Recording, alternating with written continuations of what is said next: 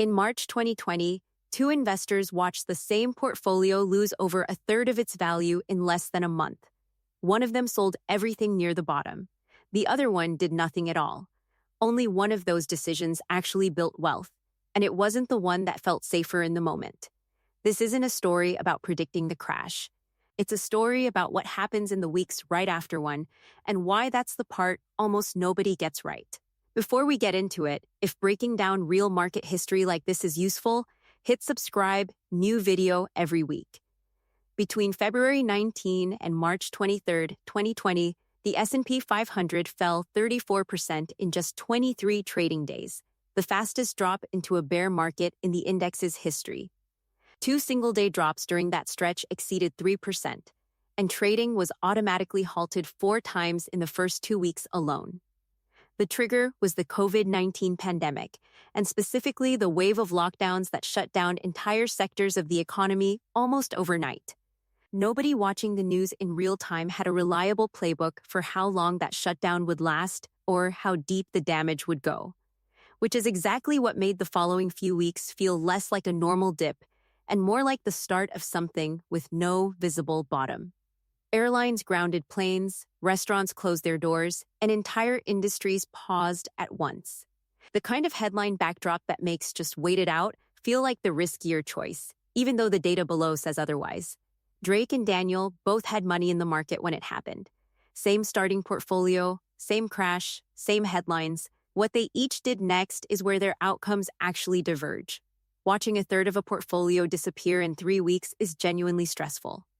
This isn't a story about Drake being irrational. It's a story about a completely normal reaction producing a costly result.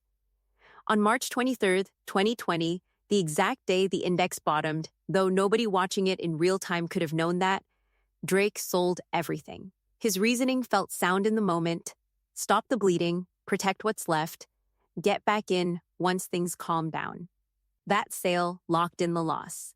Up to that point, it had only been a number on a screen, money he hadn't actually spent. The moment he sold, the paper loss became a real one, permanently, whether the market went on to recover or not. There's a name for what Drake was feeling: loss aversion, a well-documented behavioral tendency where the pain of watching a loss grow feels significantly stronger than the pleasure of an equivalent gain. It's not a character flaw, it's a normal wiring most people share, and it's exactly why the instinct to sell during a crash feels so much more urgent than the instinct to keep buying during a calm month.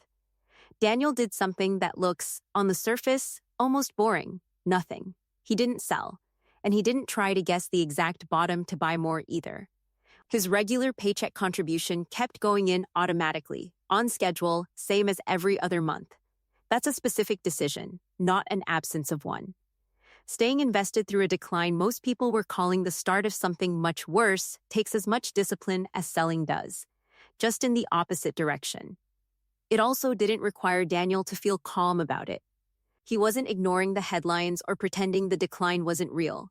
He simply separated the decision he'd already made, keep contributing on schedule, from the emotional reaction to a specific week's numbers, which is a different skill than not caring at all. There's a quiet, mechanical benefit to that automatic contribution too. Every dollar going in while prices are down buys more shares than that same dollar would have bought a month earlier. Daniel wasn't trying to buy the dip in any deliberate sense, he just never stopped, which meant some of his contributions that spring landed at meaningfully lower prices without him ever making a special decision to seek that out. By August 2020, about 5 months after the bottom, the S&P 500 had fully recovered to its pre-crash level. That recovery was driven largely by emergency action from the Federal Reserve and a $2.2 trillion federal stimulus package, both moving unusually fast by historical standards. Daniel's portfolio rode that recovery automatically, simply by still being invested when it happened. He didn't do anything clever to capture it, he just hadn't sold. Drake's cash sat exactly where he'd left it. To get back in, he now had to decide when, and every week he waited for things to calm down. The market kept closing the exact gap he'd sold to avoid. Zoom out to the full year, and the gap gets harder to ignore. Despite the fastest bear market entry on record, the S&P 500 finished 2020 up about 18% for the year. Drake's portfolio, sitting partly in cash since March, didn't capture that full swing, not because he picked bad investments, but because he wasn't holding them when the recovery actually happened. This isn't unique to 2020. A widely cited analysis of 20 years of market data from 2003 through 2022 tracked a $10,000 investment in the S&P 500 under different scenarios. Fully invested every single day, it grew to $64,844, a 9.8% annual return.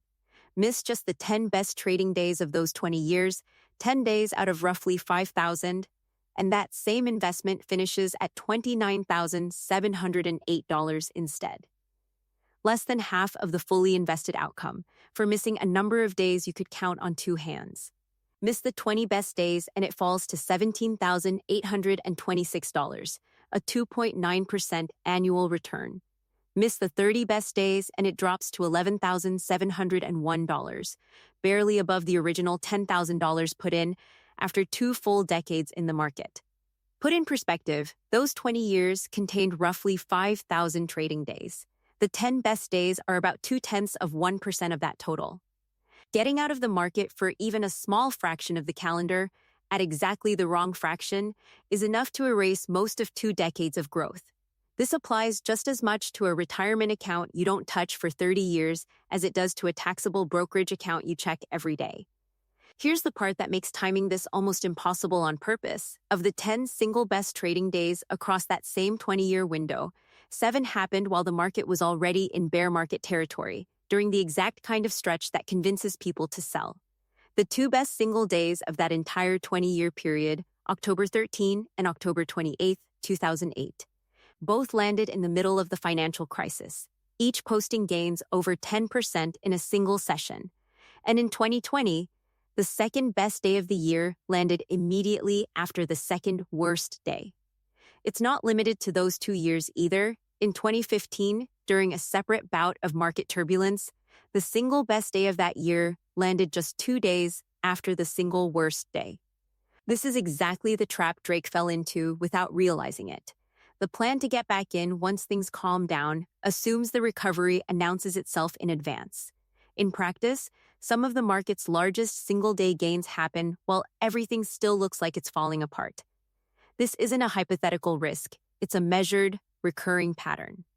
In 2024, the S&P 500 returned 25.02%.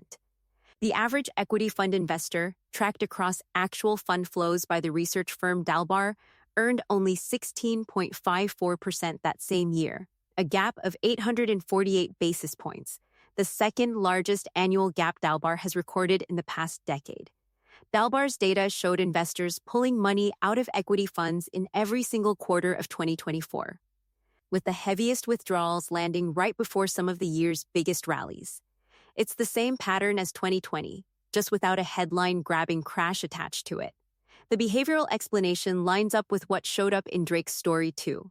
Loss aversion, pushing people to sell during a decline, recency bias making a recent drop feel like the new normal instead of a temporary one. And herd behavior, watching everyone else sell and assuming they must know something you don't. None of these require a bad investment choice. They're decisions about timing, made under stress, repeated by enough people to show up clearly in the fund flow data every single year. This isn't a one-year fluke either. DALBAR's own research across multiple 30-year study windows has consistently found the average equity investor trailing the S&P 500 by somewhere between 2.8 and 6.7 percentage points annually depending on the exact period measured. Compounded over decades, that gap is enormous, not because the average investor picks worse stocks, but because of when they buy and sell them. It's tempting to think the fix is simply picking better investments instead of index funds. The SPIVA report, which tracks actively managed funds against their benchmark indexes, found that most active fund managers running this full-time with research teams and real capital behind them still fail to beat a plain index fund over 15-plus years. Part of that gap comes down to cost before a single trade is even made. Index funds typically charge an expense ratio of 0.03 to 0.2% a year. Actively managed funds typically charge 0.5 to 1.5%, sometimes 10 times as much, a difference that compounds against an investor every single year, regardless of whether the manager's picks happen to be good ones. If professionals with every structural advantage available still mostly can't outtime or outpick the market over the long run, the realistic takeaway isn't try harder to predict it. It's that staying invested is doing more of the actual work than most people give it credit for. It's also worth being honest about the downside, not just the upside. Large company stocks as a group have historically lost money in about 1 out of every 3 years. That volatility is a real structural feature of investing in stocks, not a sign that something has gone wrong. What the historical data does show is that investors willing to stay invested over long stretches, 15 years is the specific horizon most commonly cited, have generally been rewarded with strong, positive returns despite that 1 in 3 year volatility along the way.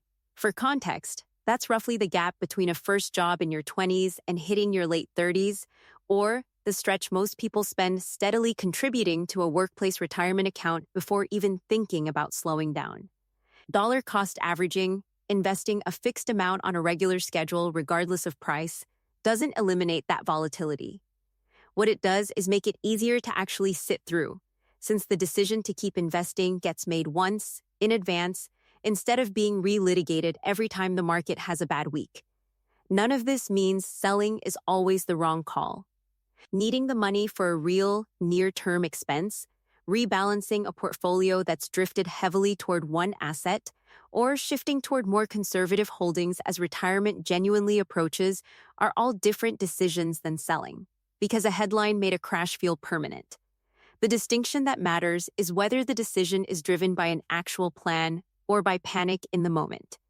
The single rule underneath all of this, time in the market has consistently outperformed timing the market, not because timing never works by pure chance, but because the cost of getting it wrong even slightly, missing a handful of days out of thousands, is severe and hard to undo.